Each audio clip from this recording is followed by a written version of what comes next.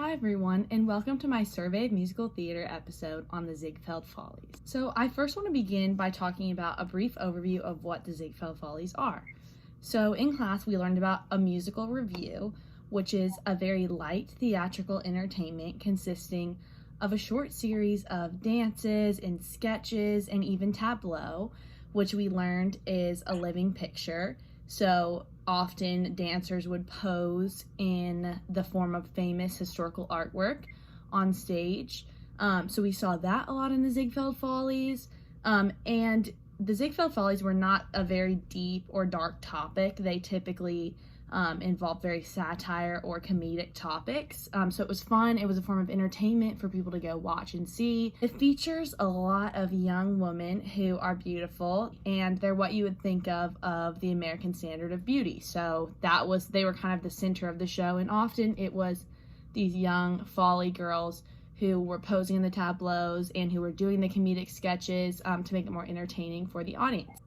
I actually wanted to incorporate a clip from a Ziegfeld Follies show in 1929, so right kind of before they ended, before the Great Depression, and it really shows the scene in the nightclub. It shows the vibrancy, it shows the young women dancing, doing tableau, all in with the same look and style. So this next clip will really give you a good idea of what the Follies were actually like.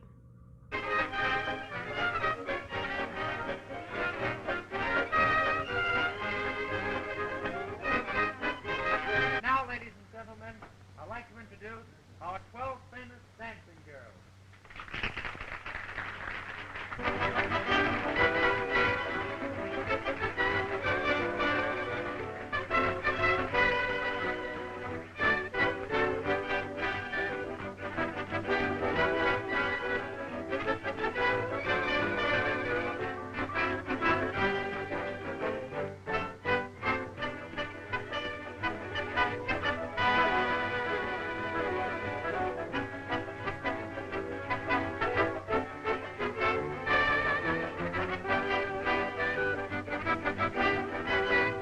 I hope you all enjoyed watching that clip. I think it was a really fun clip just to show what the Follies were all about in the spirit of the revues.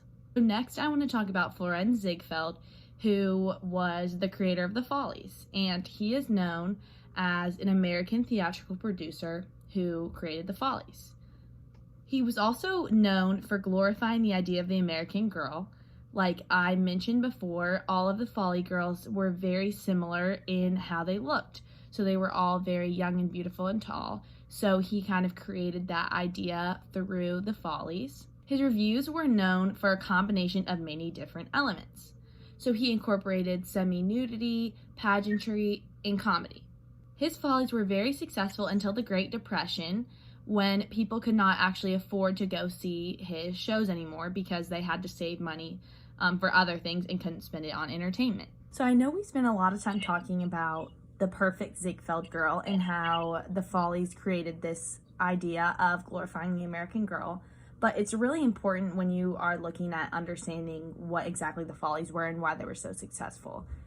So we think about the perfect Ziegfeld girl. We know that they looked almost all the same. They were very tall and slender. They had long legs, a beautiful face, and they were all very young. So if you think about this demographic of young women, and you think about Ziegfeld's audience for the Follies, who were often very wealthy older male men, these girls make sense to use in the Follies because obviously these older men want to come see that and see the dancing, which was very smart on Ziegfeld's part because he knew exactly who his audience was and what he needed to include in the shows in order to get audiences interested. As you can probably imagine, this ideal Ziegfeld girl led to a sort of sexual economy around the Follies. So when we think about the Ziegfeld girls, many of them were under the age of 16, which was the age of legal consent in New York. So girls often had to change their names and lie about their ages to be included in the show. You might wonder why girls would even do this, and it's because many of these beautiful Ziegfeld girls came from very poor backgrounds and were looking for a way to make money. And so Ziegfeld kind of marketed it as you would come and you would dance and you would sing, or you would do a comedic routine and make a lot of money, but he didn't really tell them very much about the realities of being a Ziegfeld girl. So Florenz Ziegfeld sometimes forced these girls to trade sex for money and gifts from wealthy male patrons. And if we think about sex, we need to think about it in two ways when we're examining the Follies. First way is we would think of actual sex as being something that the girls would trade for gifts and money. We also think about your sex as a female. So often these girls would be asked by these wealthy male patrons to attend business dinners or meetings because they wanted to have a woman on their arm who was beautiful. And it was a lot easier than having their wives attend. So we think about these two uses of the girls kind of backstage off the Ziegfeld Follies show that Florenz Ziegfeld kind of facilitated with his wealthy male patrons. And as I mentioned earlier, many of these Ziegfeld girls came from poor backgrounds, but learned how to pass for elegant and poised. So like I said, they would do well on a man's arm going to a business meeting or dinner. You now know today that this would definitely not be seen because women are much more than their looks, but this was how it was back then. There's also a song in the Follies called On the Grand Old Sands, which was basically written about sexual consent and the fact that when a girl says no, it really can mean yes. So again, this was just something that happened at the time about women being used because of their beauty and because of their sex. This next slide is some pictures of the Ziegfeld girls. And in the picture on the left, you can see that it says American Gold Digger. And this portrays that at the time, a lot of people viewed these Folly girls as gold diggers and people who were just looking to profit off these very rich, wealthy male patrons. But in reality, while this could be the case for some women, many of the women were just looking for jobs in a way to make income and should not have been seen as gold diggers. In the picture on the right, we can see a young woman who was part of the Follies, and again, it just shows the typical outfits and attire that the Folly girls would wear. Next, we're going to discuss some very famous faces of the Follies. First, we're going to discuss Doris Eaton Travis, and then Fanny Brice. So when we first look at Doris Eaton Travis, she was the youngest Folly girl who was 14 when she joined the Follies, and I had to lie about her age, like I mentioned previously. She was the last surviving Folly girl until recently when she died at age 106. She was the first person to sing Singin' in the Rain in the Follies, which is a very famous song that we see in our pop culture a lot today. Fanny Brice was actually discovered by Florenz Ziegfeld when she was singing in a burlesque club when she was very young. And so he took her to the Follies where he had her sing as well as perform comedic routines. And she is the reason and a big influence for a lot of comedic performers that we see today. She's also known for her French torch song, My Man, and we learned about the torch song being a song where you're carrying a torch for someone or pining after someone. And so my next clip is going to be a bit of her singing this song. Oh my God, I love you so. You'll never know. All my life is just despair, but I don't care when he takes me in his arms. The world is bright,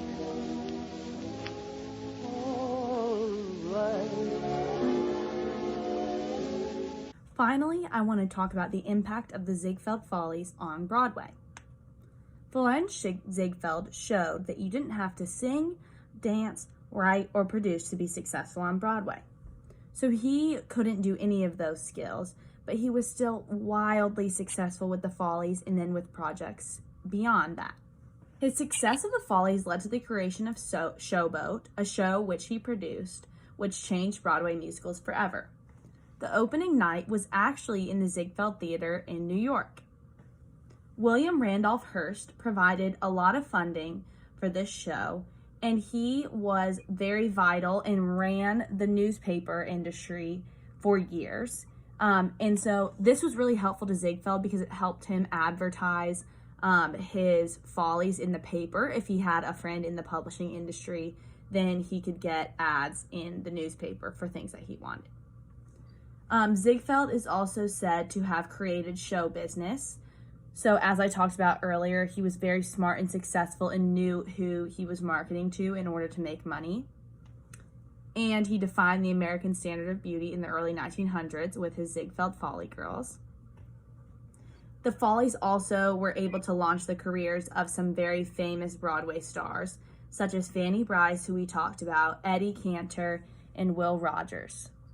So overall, Florenz Ziegfeld and his Follies were vital to the Broadway industry and really shaped the way the industry works even today. It's not really one of those things where we learn about in history or on Broadway musical theater history and we just kind of forget about. We still see the impacts of it today.